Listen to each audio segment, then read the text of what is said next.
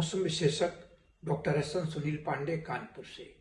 ये वीडियो अगले 24 घंटे के मौसम पूर्वानुमान से संबंधित है।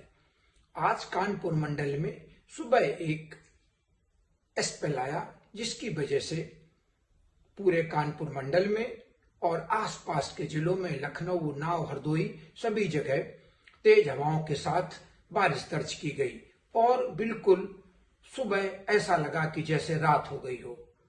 तो जो वेस्टर्न डिस्टरबेंस आया था उसके कारण बूंदाबांदी और हल्की बारिश की संभावना तो थी, लेकिन जिस तरह तेज हवाएं चली और इतना तगड़ा स्पेल आया उसकी संभावना कम थी।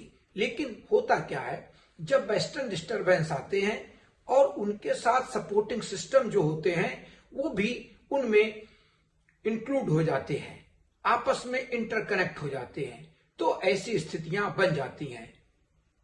इसी तरह से जो हमारा ग्वालियर है वहां पर भी 2 दिन पहले 66 मिलीमीटर बारिश दर्ज की गई थी, क्योंकि जिस तरह से मॉइस्चर फीड साइक्लोन और एंटी साइक्लोन की वजह से अरब सागर और बंगाल की खाड़ी से भी ऐड हो जाता है और उसके साथ वेस्टर्न डिस्टरबेंस जो कैस्पियन सागर से नम हवाएं लेके आता है। तो जब इस तरह कई तरह की हवाएं आपस में मिलती हैं और उनमें क्लाउड फॉर्मेशन होती है, तो इस क्लाउड फॉर्मेशन में मेघ गर्जना वाले बादल बनते हैं और वज्रपात भी की संभावना होती है, कहीं कहीं लाइटनिंग और बिजली गिरने की घटनाएं होती हैं और ओलावृष्टि भी होती है।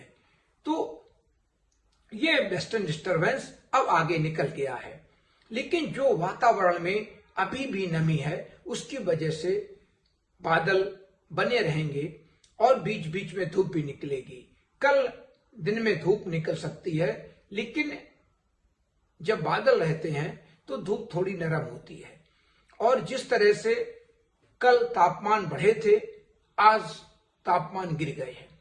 तो जब ऐसी स्थितियां होती हैं तो ये हमारे मानव शरीर के लिए प्रतिकूल प्रभाव डालने वाली होती हैं, क्योंकि जब 6 से 8 डिग्री तक तापमानों में गिरावट हो जाती है या बढ़ावट दर्ज की जाती है तो हमारा शरीर इतनी जल्दी इस तरह के बदलते मौसम को झेलने के लिए तैयार नहीं होता है।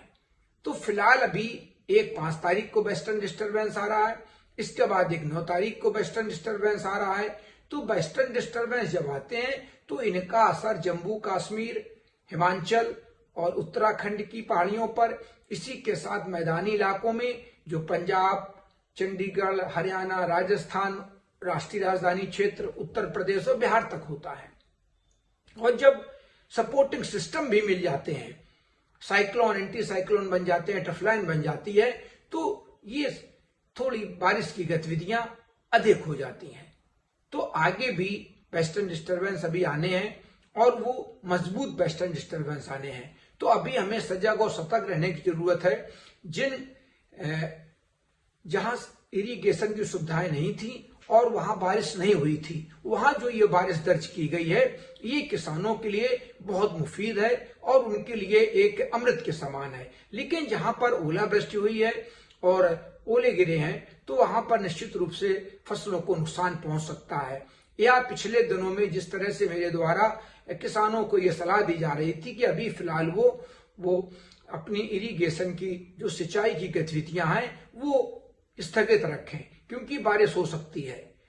लेकिन जिन किसानों ने सिंचाई भी कर दी और उसके बाद बारिश हो गई और तेज हवाएं चली, तो ऐसे में फसलों के गिरने की भी संभावना बनी रहती है।